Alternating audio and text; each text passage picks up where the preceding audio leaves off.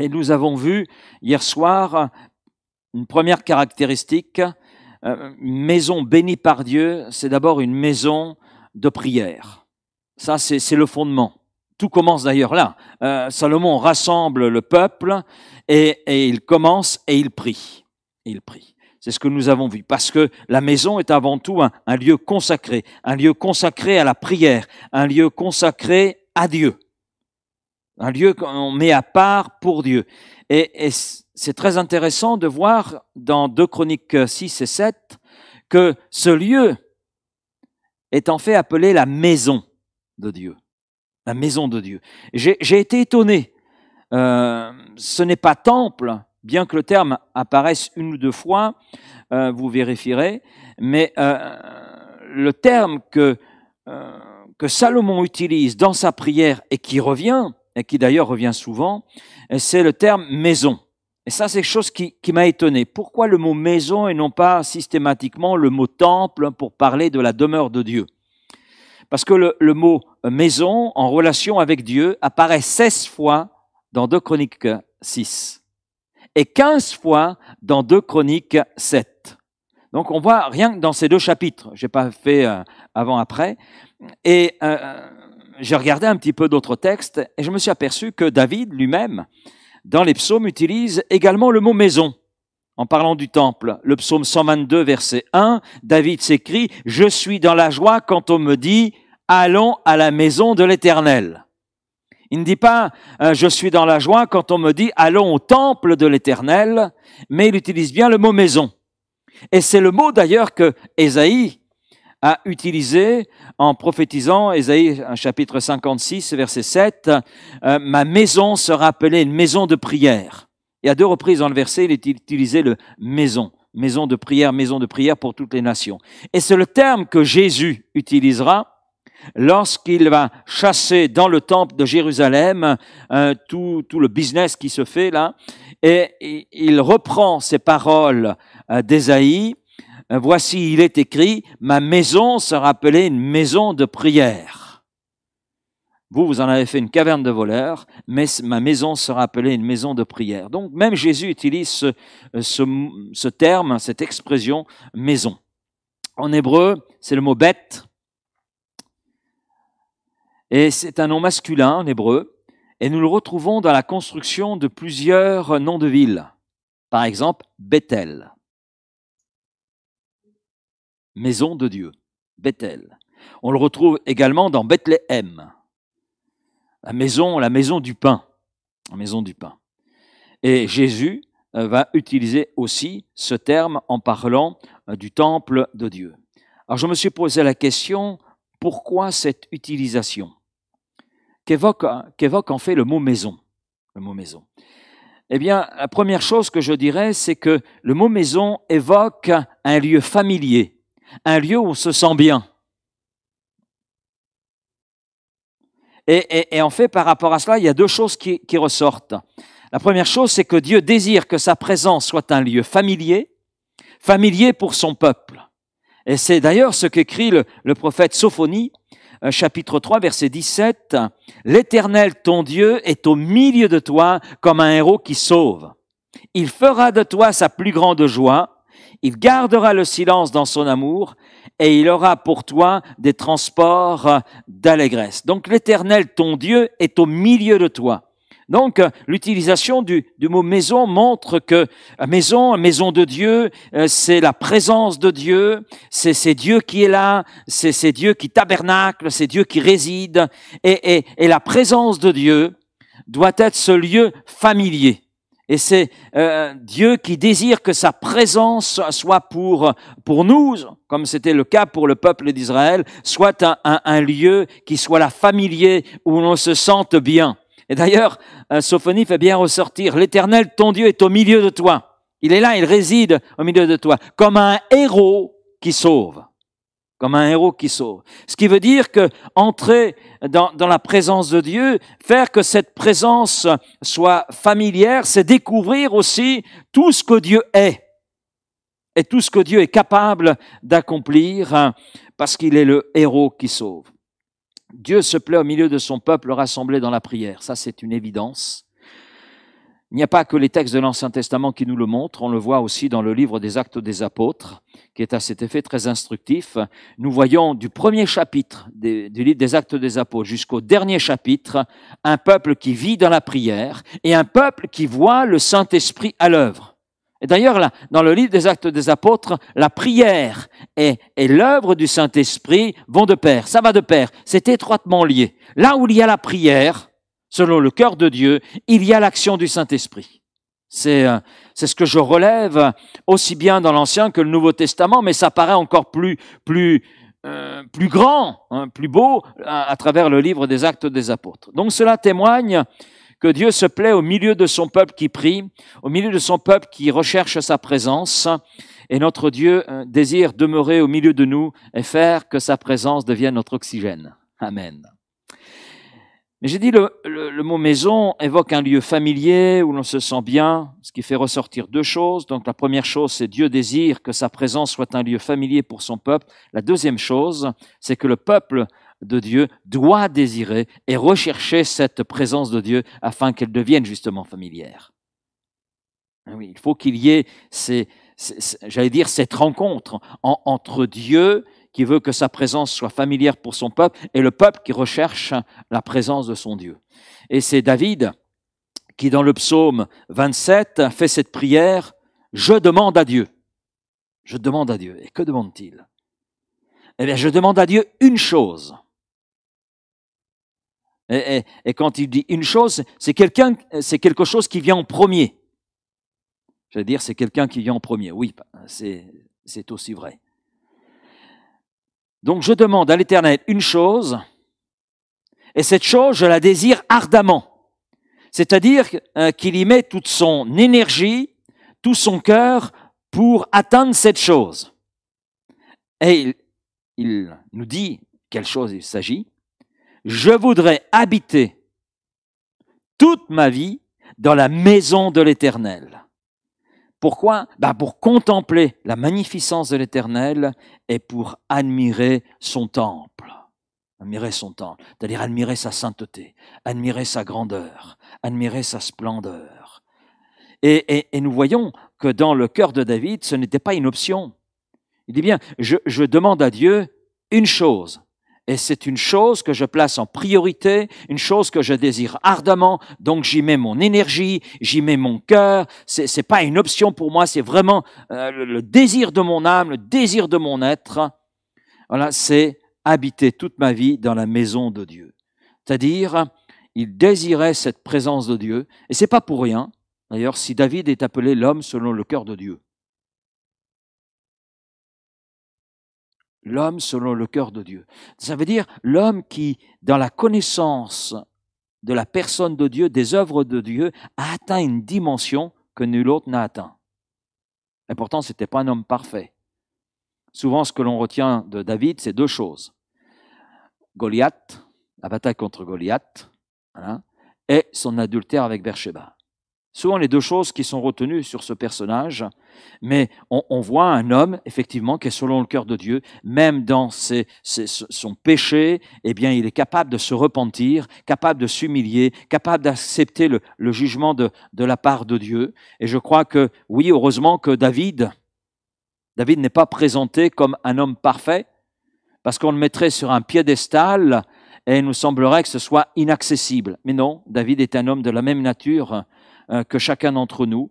Il avait ses forces, ses faiblesses, mais il y avait quelque chose de particulier qui animait son cœur, c'est ce désir d'habiter dans la présence de Dieu, ce désir de cette présence pour sa vie, pour son âme, pour son cœur. Puis le mot maison parle aussi de famille.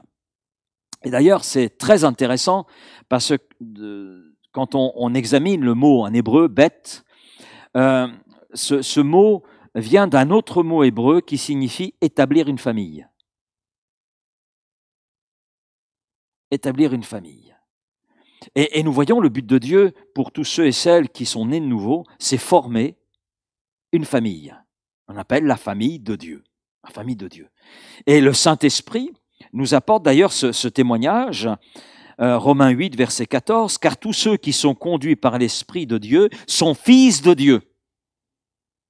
Et vous n'avez pas reçu un esprit de servitude pour être encore dans la crainte, mais vous avez reçu un esprit d'adoption par lequel nous crions « Abba », c'est-à-dire « Papa », hein, « Abba Père ». L'Esprit lui-même rend témoignage à notre esprit que nous sommes enfants de Dieu.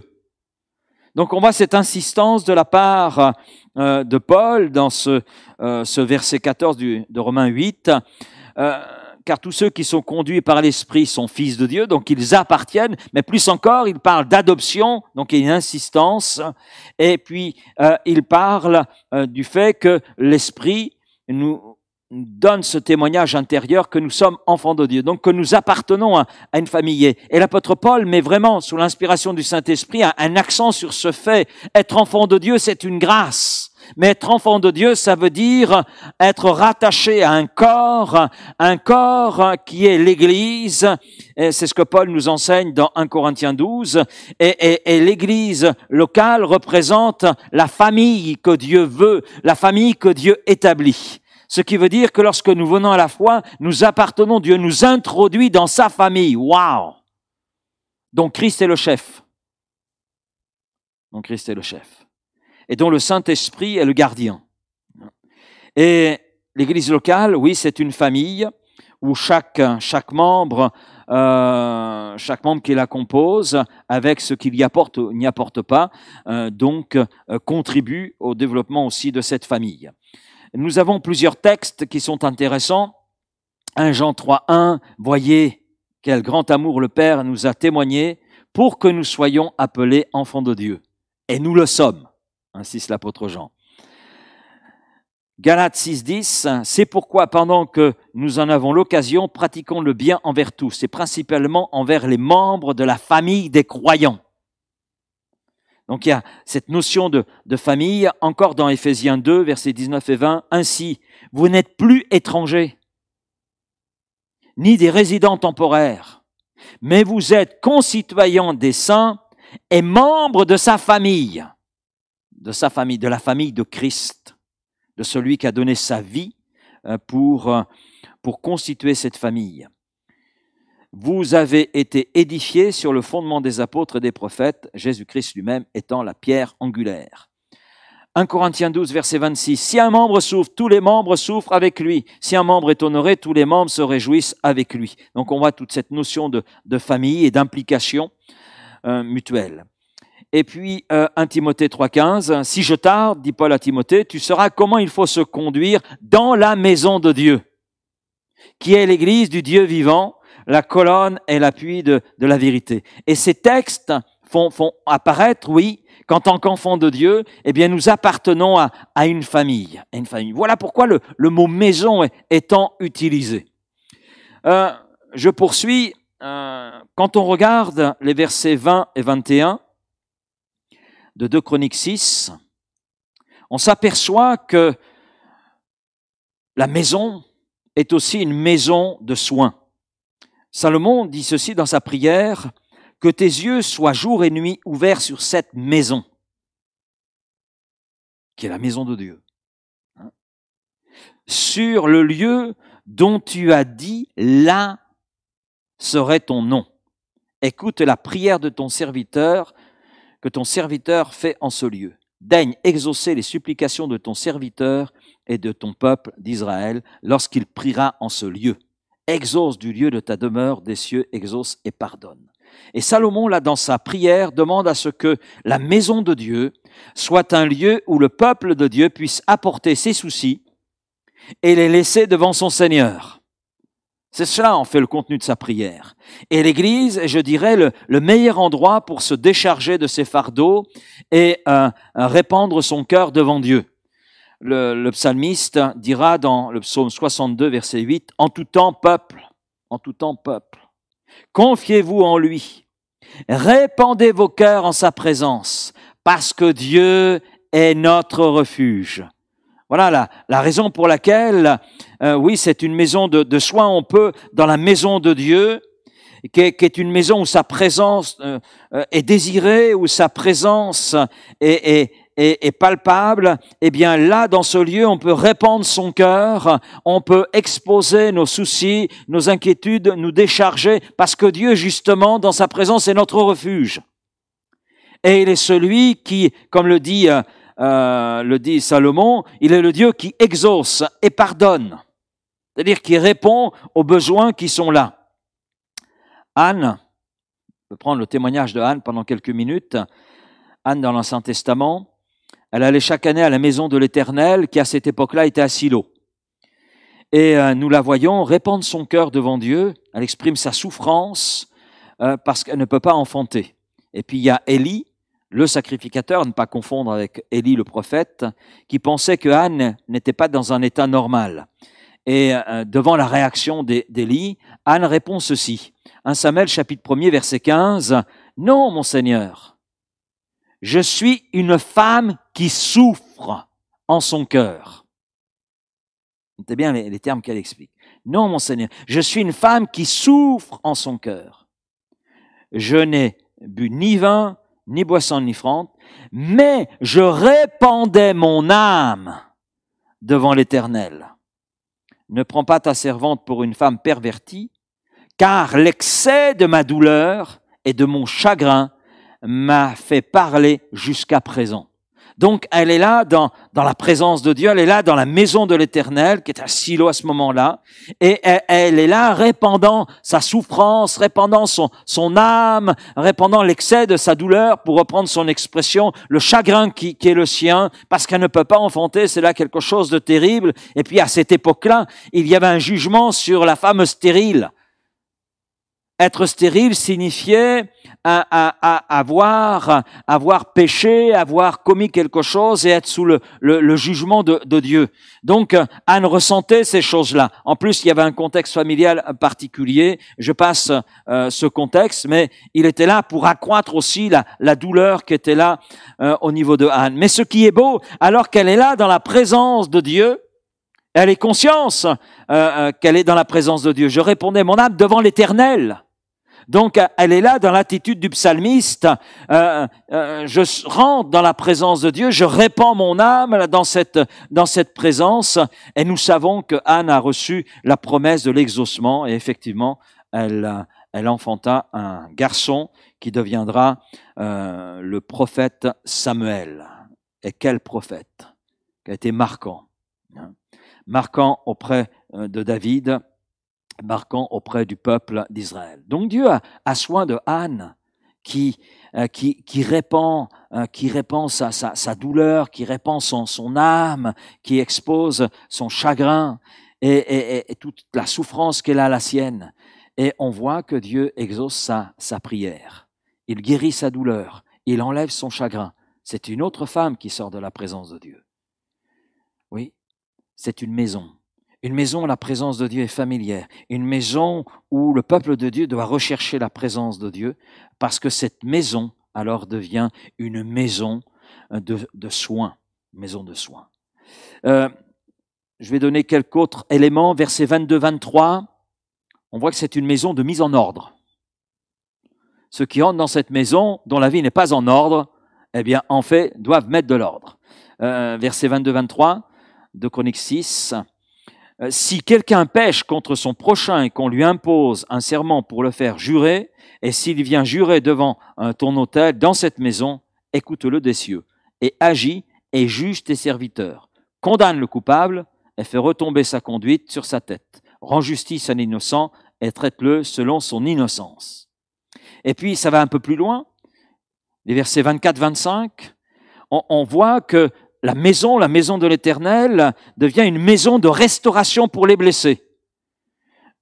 Verset 24, Salomon continue sa prière en disant « Quand ton peuple d'Israël sera battu par l'ennemi pour avoir péché contre toi, s'ils reviennent à toi et rendent gloire à ton nom, s'ils t'adressent des prières et des supplications dans cette maison, exauce-les des cieux, pardonne le péché de ton peuple d'Israël et ramène-les dans le pays que tu as donné à eux et à leurs pères. » Et ça ne s'arrête pas là.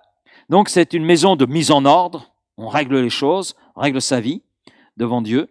Et puis c'est une maison de restauration pour ceux qui sont blessés dans le combat spirituel. Et puis les versets 26-31 ajoutent un élément, c'est une maison de confession. Maison de confession. Et versets 26 à 31. Et Salomon là, traite des péchés du peuple. C'est pas le péché individuel, c'est le péché du peuple. Et la maison de Dieu, dans la prière de Salomon, eh bien, c'est une maison où le péché est confessé, où le péché est abandonné, en vue de recevoir le pardon. Et ça rejoint ce que Jacques écrit dans Jacques 5, verset 16. Confessez donc vos péchés les uns aux autres et priez les uns pour les autres. Pourquoi? Afin que vous soyez guéris. Parce que la prière du juste est d'une grande efficacité.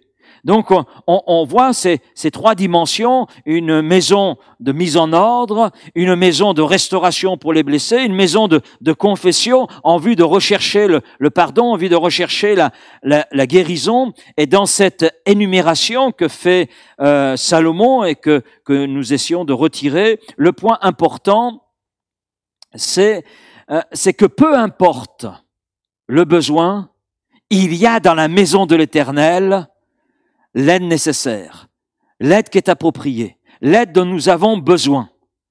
Nous trouvons dans la maison de prière, eh bien, nous trouvons, quel que soit le type d'aide dont nous avons besoin, nous trouvons la réponse, nous trouvons l'exaucement. C'est en fait ce point que Salomon est en train de faire ressortir. C'est pas une énumération comme cela.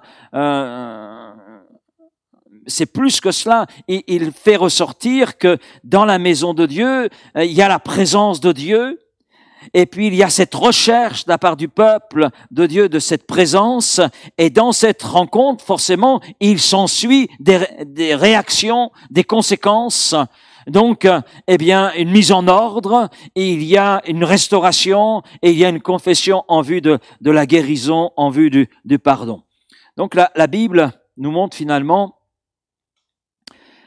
d'un côté, nous pouvons prier n'importe où et à tout moment. On le voit à travers l'Écriture. Mais la Bible montre qu'il y a quelque chose, et surtout tout particulièrement à travers ce récit de 2 Chroniques 6 et 7, nous montre qu'il y a quelque chose de spécial qui se déroule lorsque le peuple de Dieu entre dans la maison de Dieu et recherche la présence de son Dieu. Et il y a des grâces qui en découlent, des grâces qui semblent inaccessibles ailleurs que dans la présence de Dieu, que dans la maison de l'Éternel. Et il y a des choses... Je l'ai constaté à travers mon ministère, j'ai vu des personnes prier, ayant un besoin, prier et puis ne pas trouver réponse à ce besoin. Et de leur dire, mais venez, on va partager ce besoin à l'église, on va prier pour cela et Dieu va se manifester. Et alors qu'elles sont venues à l'église, qu'elles ont présenté leurs besoins, ben là Dieu est intervenu. Dieu est intervenu. Parce que ça concernait la famille. Ça concernait la maison de l'Éternel. Parce qu'il y a des grâces, des bénédictions, des exaucements qui ne peuvent découler que lorsque le peuple de Dieu est rassemblé et lorsque le peuple de Dieu est là dans cette recherche de Dieu. Et je dis amen à cela. Et je comprends le psaume 133. Ah, qu'il est bon. Ah, qu'il est agréable. Pour des frères, mais aussi pour des sœurs. Eh bien, d'être là dans la présence de Dieu. Parce que Dieu bénit sa maison. Amen. Si elle est une maison de prière. Alléluia. Ce soir, on va voir la suite. Ça, c'est la première caractéristique de la maison que Dieu bénit. La première caractéristique, c'est une maison de prière. Mais il y a 3 autres caractéristiques que nous allons voir, une ce soir et les 2 autres demain. 4 caractéristiques au total. J'en ai extrait 4. 4 caractéristiques à travers la prière de Salomon qui nous montrent quel type de maison Dieu bénit. Parce qu'il y a des maisons que Dieu ne bénit pas. On le voit d'ailleurs dans l'Écriture. Par exemple dans le livre des Juges. Mais il y a des maisons qui sont bénies par Dieu. Maisons qui sont bénies par Dieu. Parce qu'elles ont les caractéristiques qui font que Dieu peut se manifester, que Dieu peut agir, que Dieu peut bénir et répandre sa grâce. Alors nous voulons, nous, et je crois que c'est bien approprié, nous sommes là dans 3 jours de jeûne et prière, nous voulons être, dans cette première caractéristique, avant de voir les autres, une maison de prière. Et croire que Dieu est là avec nous, que Dieu veut agir dans les besoins qui sont les nôtres, dans les besoins qui sont ceux de l'Église, dans les besoins qui sont là autour de nous. Dieu veut parler, Dieu veut agir, Dieu veut répandre sa bénédiction, répandre son esprit. Ça, nous le croyons. Amen. Merci Père pour ta grâce avec nous. Et Seigneur, nous persévérons dans la prière parce que nous voulons que cette maison soit une maison bénie de toi et nous voulons que cette maison ait cette première caractéristique, une maison de prière. Et nous voulons qu'elle soit connue pour cela, pour être une maison de prière, pour être une maison au sein de laquelle ta présence est réalité, où ton action est réalité. Et une maison de prière où toi tu es à l'œuvre, mais où ton peuple recherche aussi ta présence, recherche l'action et l'onction du Saint-Esprit, te recherche toi et goûte à combien tu es grand, combien tu es bon. Merci Père de nous conduire, de nous diriger, parce que nous voulons que cette maison soit une maison bénie par toi, et cela dans tous les sens du terme, Seigneur. Alors merci de nous conduire, de nous diriger et que nous ayons ces caractéristiques, Seigneur, à commencer par être une maison de prière pour toutes les nations, ajoute le prophète Ésaïe. Eh bien, c'est ce que nous voulons être, premièrement, c'est ce que nous voulons rechercher et nous croyons, Père, que tu nous conduis en cela, tu nous conduis dans cette caractéristique parce que nous voulons être bénis de toi, parce que nous voulons, Seigneur, être familiers avec ta présence, nous voulons que ta présence soit rendue familière, Seigneur, et pas simplement dans les moments de rassemblement, mais tous les jours de notre vie, Seigneur, chaque jour, à chaque instant, quel que soit l'endroit où nous sommes, mais que ta présence soit rendue réelle lorsque nous nous rassemblons en ce lieu, lorsque nous sommes là devant toi, Seigneur, et que nous goûtions à tes grâces, à tes bénédictions, comme Salomon avec le peuple d'Israël ont pu y goûter, et je te dis Amen.